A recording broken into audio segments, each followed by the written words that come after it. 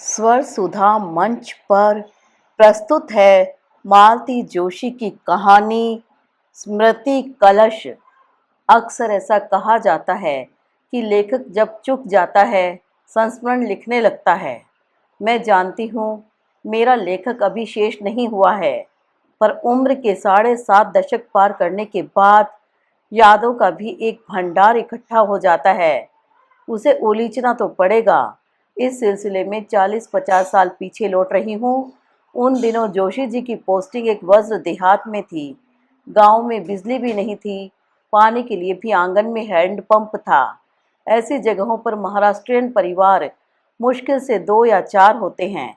अक्सर ये किसी मंदिर के सेवादार होते हैं जिन्हें रियासत के जमाने से जमीन आदि मिली होती है। ऐसे दूरस्थ अंचल में अपनी भाषा बोलने वाला कोई मिल जाए तो अपने आप एक नाता जुड़ जाता है। एक परिवार से मेरी भी घनिष्ठता हो गई। गृह स्वामिनी ने मुझे अपनी छोटी बहन मान लिया।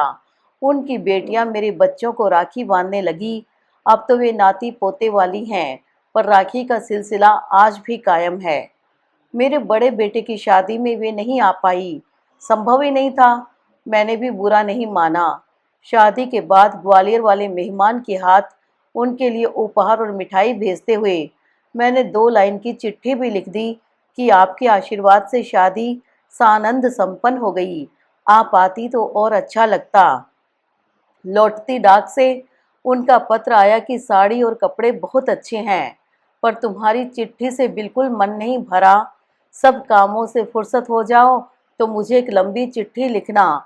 उसमें लिखना कि किसने क्या दिया, किसने नखरे किए, किसने नाक मुँह सिकोड़ी, किसने मुंह बिचकाया, लड़की वालों ने कैसा स्वागत किया, बहू की किसने तारीफ की, किसने आलोचना की, किसका मुंह सूजा ही रहा। सब विस्तार से लिखना। उनकी इच्छा का मान रखते हुए मैंने फिर उन्हें 4 पेज की एक लंबी चिट्ठी लिख डाली थी। शादी के बाद पहले सावन में मैं बहू को लेकर ग्वालियर गई, जो जोशी परिवार का पैतृक स्थान है। मंगल गौरी का पूजन वहीं तय हुआ था। मैंने अपनी मुंह बोली बहन को निमंत्रण दिया कि भोपाल तो आप नहीं आ पाई, पर ग्वालियर तो पास में है, आइए और बहू को आशीर्वाद दीजिए। वे आई, बहू को आशीर्वाद भी दिया, शगुन भी दिया। कार्यक्रम के बाद सब लोग इकट्ठे बैठे हुए थे तो उन्होंने कहा, मालती ने मुझे ऐसी अच्छी चिट्ठी लिखी कि पढ़ते हुए लगा कि मैं मंडप के नीचे खड़ी जयमाल देख रही हूँ, दुल्हा दुल्हन पर अक्षत चावल डाल रही हूँ। ये बात जब वे 2-4 बार कह चुकी तो एक महिला को ताव आ गया। कितनी बार एक ही बात बताएंगी? ये अगर अच्छी चिट्ठी नहीं लिखेंगी तो कौन लिखेगा? यही तो करती रहती हैं। मतलब लेखक है, वो अच्छा क्यों नहीं लिखेंगी? बहन जी का मुंह खुला का खुला रह गया। लेखक मतलब जो किताबें लिखते हैं वो वाले? वे आंखें फाड़े मुझे देखती रही। उन्हें जैसे विश्वास नहीं हो रहा था कि उनकी यह सीधी साधी भोली भाली बोड़म बुद्धू सिलबिली सी बहन लेखक वेखक भी हो सकती है।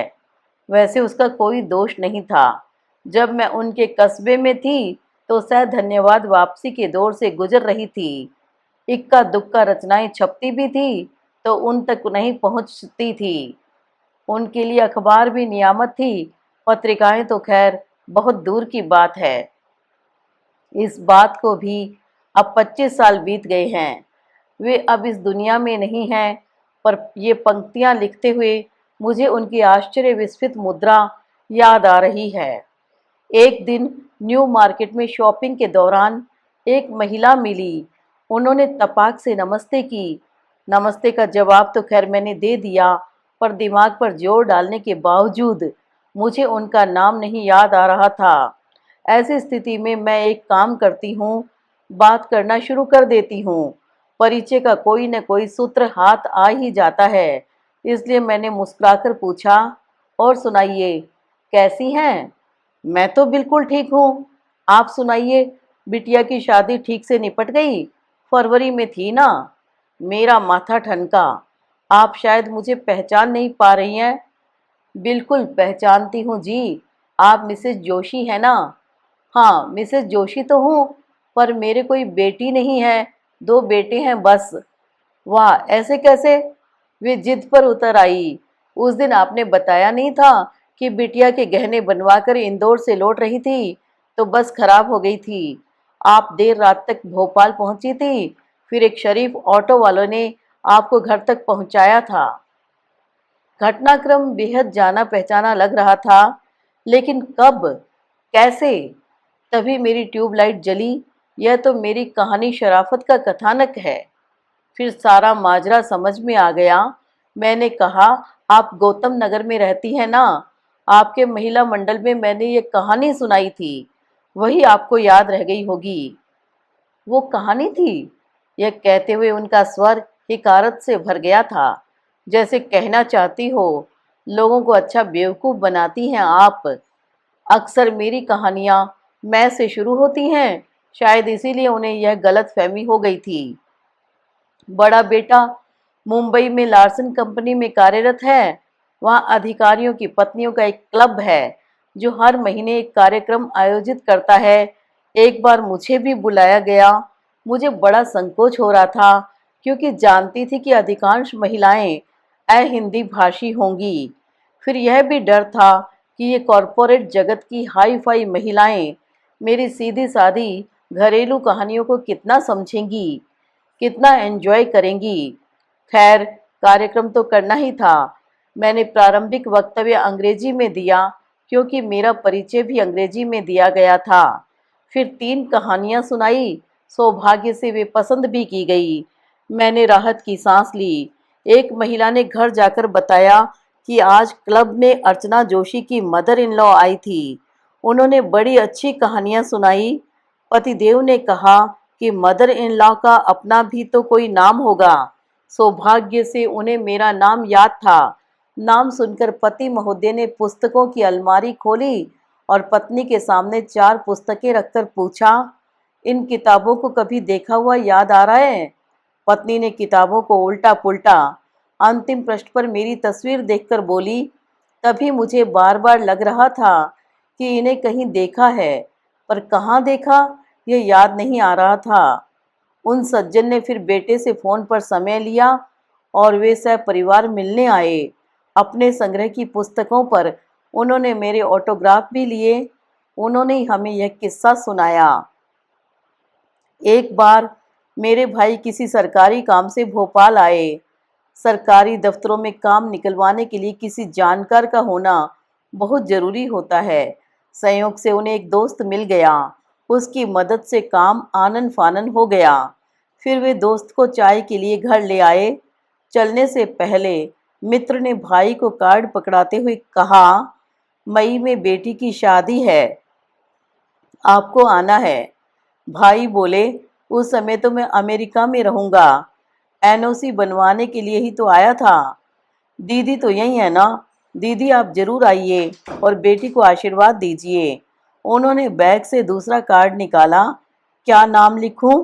भाई ने नाम बताया। पेन रोककर बोले, नाम तो बड़ा सुना सुना सा लगता है। जरूर सुना होगा। भाई गर्वीले अंदाज में बोले, बहुत जाना माना नाम है। उन्होंने मासूमियत से पूछा, दीदी मैरिज ब्यूरो चलाती हैं क्या? मैं और भाई दोनों एक दूसरे का मुंह देखते रह गए। बाद में भाई बार बार मुझसे माफ़ी मांगते रहे, यह कहकर कि कुछ लोगों की दुनिया दफ्तर की फाइलों तक ही सीमित होती हैं, इससे ज़्यादा भी कुछ जानते ही नहीं हैं। एक रिश्तेदार की बिटिया भोपाल में ब्याही गई। वर पक्ष ने यहाँ शानदार रिसेप्शन दिया, जिसे अटेंड करने के लिए रिश्तेदार सपत्नीक पधारे। मेरे घर पर ही रुके। उन्होंने मेरे लिए भी निमंत्रण पत्र का जुगाड़ कर लिया था, सो उनके साथ जाना ही पड़ा। वर के माता पिता मंडप के द्वार पर स्वागत की मुद्रा में खड़े थे। मेरा परिचय करवाया गया। हमारी बड़ी दीदी हैं, जानी मानी लेखिका हैं। आपने नाम सुना ही होगा, मालती जोशी। वाह, आपको कौन नहीं जानता? वर के पिता चौड़ी मुस्कान बिखेरते हुए बोले, आप शरद जोशी, अन्य प्रसिद्ध पुरुष लेखक की पत्नी है ना? मैं सन्न। रिश्तेदार का चेहरा भी फोटो खींचने लायक हो गया। मैंने धीरे से कहा, आपको कुछ गलतफहमी हो गई है। गलतफहमी क्यों? शरद जोशी की पत्नी भी तो लेखिका हैं। हाँ, वे भी लेखिका थी, पर दुर्भाग्य से वे अभी संसार में नहीं हैं। अरे, मुझे तो पता ही नहीं था, उन्होंने कहा और दूसरे मेहमानों की ओर मुड़ गए। शरद जी के साथ वाला एक और प्रसंग है।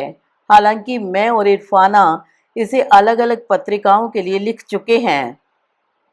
सन 70-72 की बात होगी। हम लोग भोपाल में नए नए आए थे।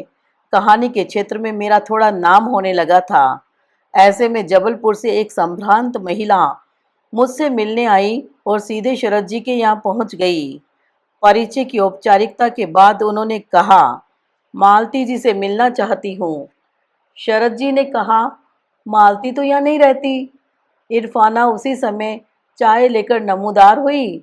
शरद जी ने परिचय करवाया कि ये मेरी पत्नी है। शरद जी ने बाद में मुझे बताया कि उन्होंने खा जाने वाली नज़रों से इरफाना को देखा, जैसे कहना चाहती हो, अच्छा इसी औरत के कारण मालती जी यहाँ नहीं रहती। उसके बाद बेचारे शरद जी खुद उन्हें लेकर मेरे घर आए। जोशी जी से परिचय करवाते हुए बोले, इस शख्स के कारण मालती जोशी है, मेरे कारण नहीं। अंतिम किस्सा बहुत ही स्मरणीय है, कम से कम मेरे लिए। सन 1989 में सिंधिया कन्या विद्यालय ग्वालियर में मुझे मुख्य अतिथि के रूप में आमंत्रित किया गया था। ग्वालियर की जनता अपनी राजभक्ति के लिए जानी जाती हैं। आज़ादी के इतने वर्षों बाद भी उसकी आस्था और निष्ठा में कोई कमी नहीं आई है। इसलिए मेरे ससुराल वाले बहुत गौरवान्वित अनुभव कर रहे थे। मैं भी कम रोमांचित या पुलकित नहीं थी। मध्य भारत और मध्य प्रदेश बनने से पहले मेरे पिता भी ग्वालियर स्टेट के ही मुलाजिम थे। उस समय महारानी साहिबा के सौंदर्य का वर्णन सुन सुनकर अभिभूत हुआ करती थी। फिर शालेय जीवन में एक बार उन्हें किसी कार्यक्रम में देखने का सुयोग हुआ। उस समय अपनी अवस्था तो गिरा अनयन नयन बिनु बात ही वाली हो गई थी। वे अब राजमाता का गरिमा पद विभूषित कर रही थी और भारतीय राजनीति की पुरोधा थी। विद्यालय का संपूर्ण सांस्कृतिक कार्यक्रम मैंने उनकी बगल में एक ही सोफे पर बैठकर देखा। सारा कार्यक्रम अंग्रेजी में हो रहा था, यहाँ तक कि उद्घोषणाएं भी। मैंने राजमाता जी से कहा, आपने मुझे बतौर हिंदी लेखक यहाँ बुलाया है, तो मैं हिंदी में ही बोलूँगी। वे बोली, बिल्कुल, मैं भी हिंदी में बोलूँगी। वो क्या है कि माता पिता इतने पैसे खर्च करके बच्चों को यहाँ इसलिए भेजते हैं कि वे अंग्रेजी दाँ बन सकें, इसलिए अंग्रेजी पर ज़्यादा जोर देना पड़ता है। कोई बात नहीं, हम आप दोनों हिंदी में बोलेंगे। चलते समय की एक छोटी सी घटना भी स्मरणीय है। पोर्च में जब गाड़ियां लग रही थी तो उन्होंने कहा, मालती जी माफ़ कीजिएगा, इन लोगों ने मेरी गाड़ी पहले लगा दी। मैंने मन में कहा कि आप मुझे चाहे जो सम्मान दें, पर स्टाफ जानता है कि स्कूल की सर्वे सर्वा कौन है। हम तो एक दिन के सुल्तान हैं। उसके कोई 3-4 साल बाद उनका भोपाल आना हुआ। यहाँ उन्हें शारदा विहार में भी आमंत्रित किया गया। शारदा विहार चूंकि जोशी जी का ड्रीम चाइल्ड है, तो हम दोनों को वहाँ होना ही था। परिचय की औपचारिकता पूरी हुई। मेरा परिचय सोमनाथ जी की पत्नी के रूप में करवाया गया। शारदा विहार में मेरा यही परिचय था। एक क्षीण आशा थी कि वे मुझे पहचान लेंगी, पर जब नहीं पहचाना तो मैंने बुरा भी नहीं माना। अब दिन भर में सैकड़ों लोगों से मिलती होंगी वह, मेरी 2 घंटे की मुलाकात की हैसियत ही क्या है। संस्था का मुआयना करने के बाद जब चाय का कार्यक्रम शुरू हुआ तो उन्होंने एकाएक कहा, हम लोग पहले कभी मिल चुके हैं क्या? मुझे बार बार ऐसा लग रहा है कि उनके साथ वाली महिला ने धीरे से कहा, ये अपने एसकेवी में आ चुकी हैं। किस लिए? इंटरव्यू के लिए। मैंने उनके पहले प्रश्न का भी जवाब नहीं दिया था। अब तो मेरा बोलना बिल्कुल ही गैर वाजिब होता, सो चुप ही रही। साथ वाली महिला ने ही याद दिलाया, अपने एनुअल फंक्शन में चीफ गेस्ट थी ना। ओह, उन्होंने एकदम मेरे दोनों हाथ पकड़ लिए। माफ कीजिए मिसेज जोशी, मैं सचमुच बूढ़ी होती जा रही हूँ, नहीं तो जरूर पहचान लेती। I am extremely sorry. और यह क्षमा याचना का दौर चलते समय भी जारी रहा। गाड़ी में बैठने के बाद भी उन्होंने मेरा हाथ हाथ में लेकर कहा, मैं वादा करती हूँ अगली बार हम मिलेंगे तो मैं आपको एकदम पहचान लूंगी। दुर्भाग्य से वह अगली बार आई ही नहीं, पर यह बात हमेशा याद रहेगी कि बड़े लोग अपना बड़प्पन हमेशा ओढ़े नहीं घूमते, इसलिए बड़े होते हैं।